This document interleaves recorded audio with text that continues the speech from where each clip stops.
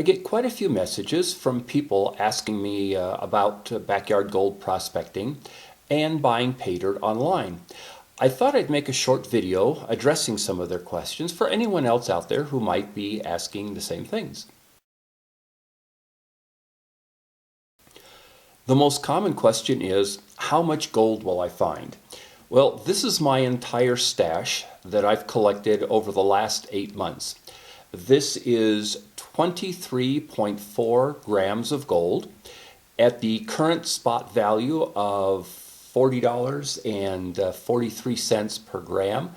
It's worth about $950.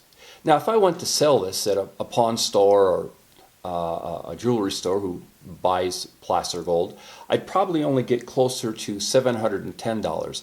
They usually subtract about 15% because it's not pure gold, and another 10% for handling. To get this gold, I paid around $1,400 for a total of 63 pounds of Paydirt that I obtained from 31 different sources. Some of those were as small as 1/4 of a pound, others were as much as 5 pounds.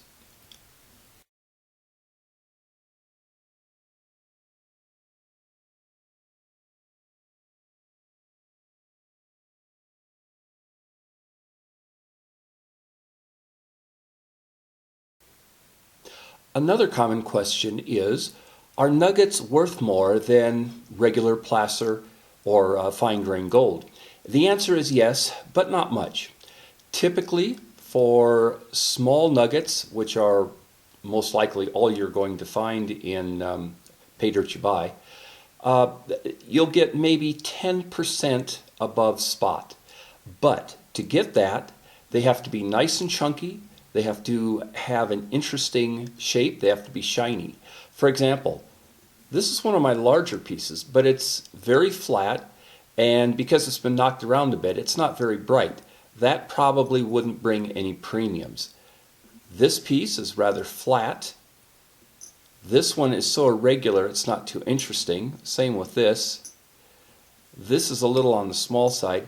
This piece might be worth a little bit more. This is about a 1/4 of a gram nugget. It's nice and shiny. It has an interesting smooth surface. If you had a pair of these, they could be made into earrings or it could be mounted in a ring. So this might bring an extra 10%. In general though, the pawn stores, if that's where you sell your gold, will just say, nah, they're not worth anything extra.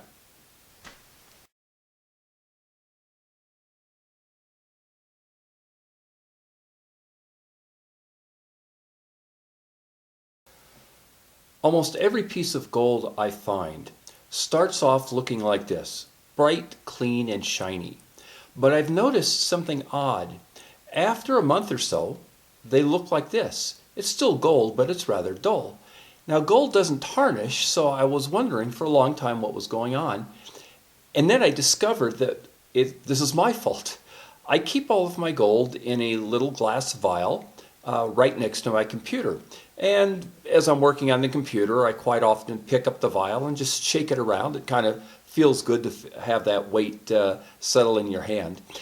And because gold is so soft, placer gold can be as high as 23 karat.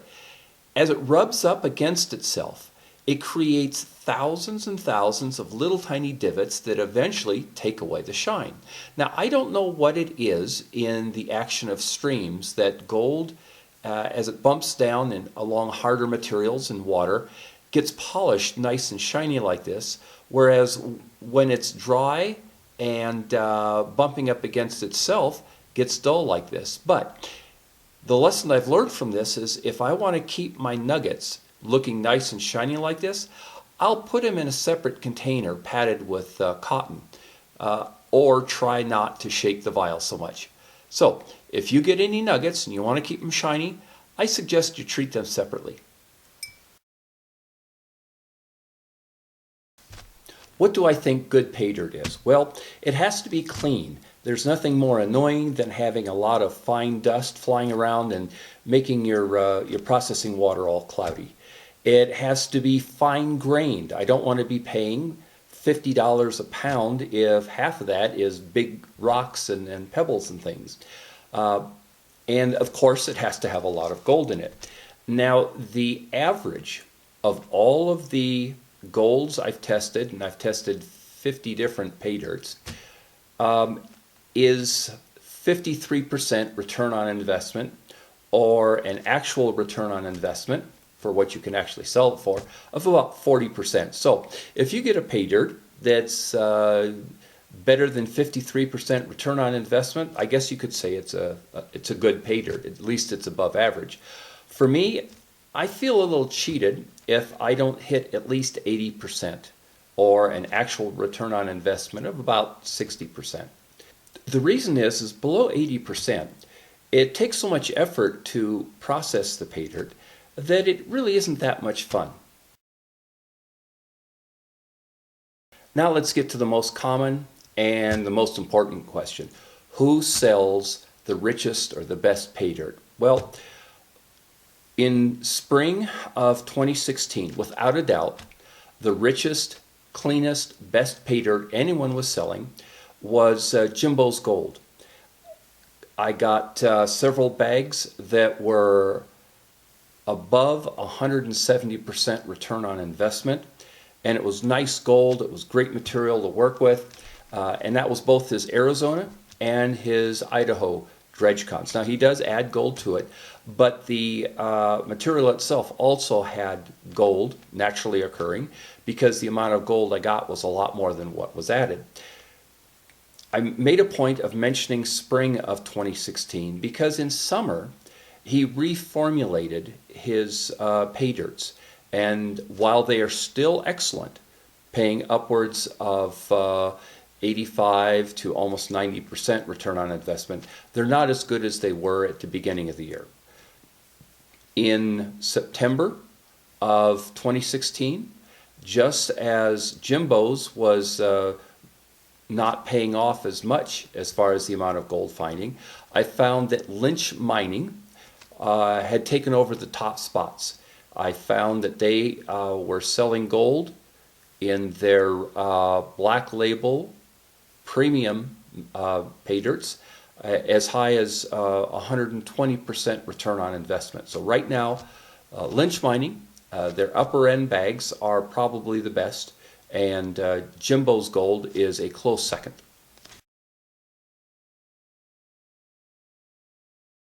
Now, if you go to Lynch Mining, let's say in 6 months, and you buy some of their Paydirt, and you only get 80% return on investment, which is still excellent, don't be surprised.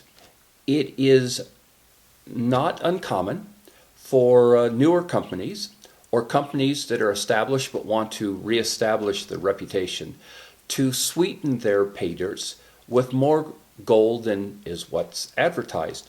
By word of mouth, people find out about it, buy more gold.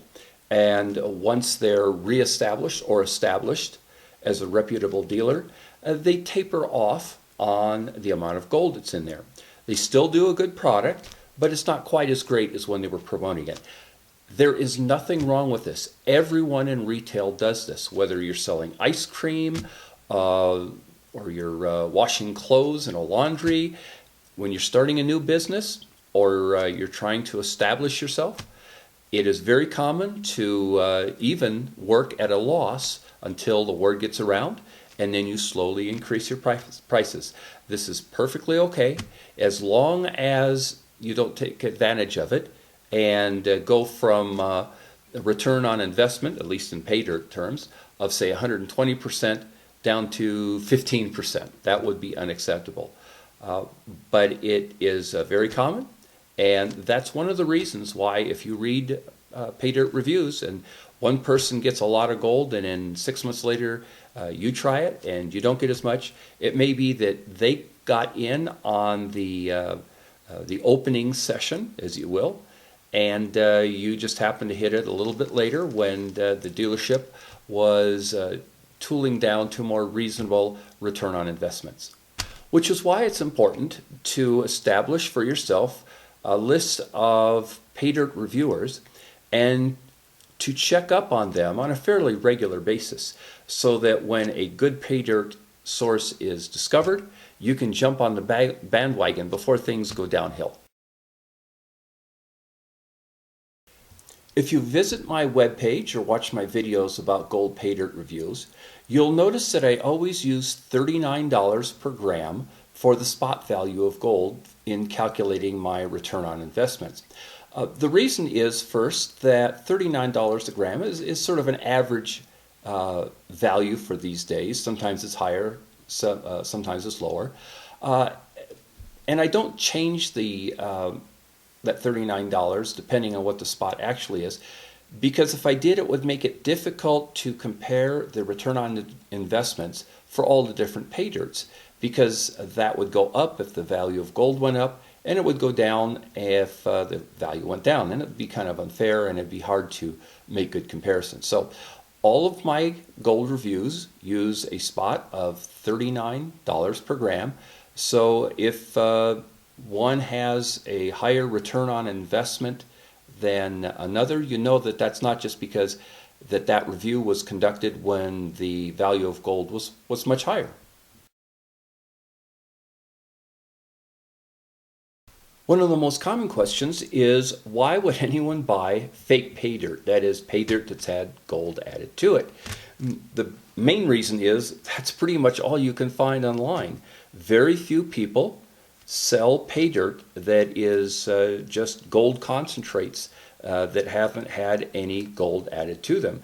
And the reason is customer satisfaction is so low, they don't sell very much of that material. The one that comes to mind that I enjoy the most is Gold Hog. I find that that material makes me feel like I am processing real dredge cons that haven't had any enhancement to them.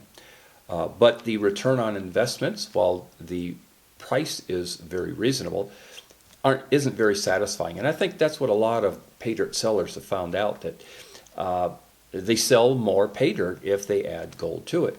And for purists who eschew that sort of thing, I would like to point out that it doesn't really matter how the gold got into the dirt, whether it was from placer deposits or hard rock mining, or some guy sitting in his kitchen with a teaspoon pouring it into a bag of dirt.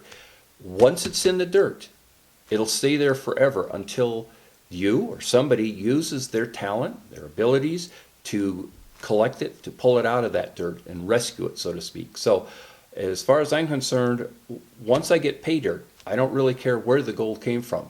I'm going to have fun getting it out. One question I get asked quite often is, where do I go when I want to look for the best pay dirts?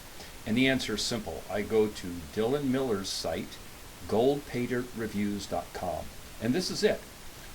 Each pay dirt review that he writes up has a nice story that goes with it, which you can get to just by clicking on it. And right up front, he has a list of the very best pay dirts. So you can either click on these as they look interesting to you, or if you want to go right for the meat of the matter, you just go to the top and you know right away that lynchmining.com, the black label, is the highest return on investment he's found. You can click on this and it will take you to the review. He covers everything you need to know if you're interested in buying this particular gold, the good, the bad. In this case, there wasn't anything bad about it. So this is my number one go-to place for when I'm looking for a new gold pay dirt to try. I'd be remiss as an internet publisher if I didn't promote my own webpage about gold pay dirt reviews. And here it is. It follows a similar format to Dylan's. I have a list of the highest return on investment pay dirts to the lowest, and follow that with brief write-ups about what each pay dirt is like. Dylan is more entertaining to read because he tells a story about each pay dirt. I tend to be like Sergeant Friday on the old Dragnet series. Just the facts, man, just the facts. But the real value in visiting both websites is that Dylan is one guy doing one review. I'm one guy doing one review. So maybe we got good bags, or maybe we got unlucky bags. But if you look at us both, now you're looking at two different tests of the same pay dirt, and I do a lot of the ones he does. Two different tests by two different people on opposite sides of the country. If they're both good, the odds are that's a good pay dirt. Equally, if we both find that it doesn't have a high return on investment, then the odds are that might be a good pay dirt to review. So my recommendation, visit us both. Compare how our reviews look for the different pay dirts, and I think you'll do a pretty good job of finding the best pay dirt you can. That covers all of the common questions I get asked about gold pay dirts. I hope you found this video useful and entertaining, and as always, thank you very much for watching.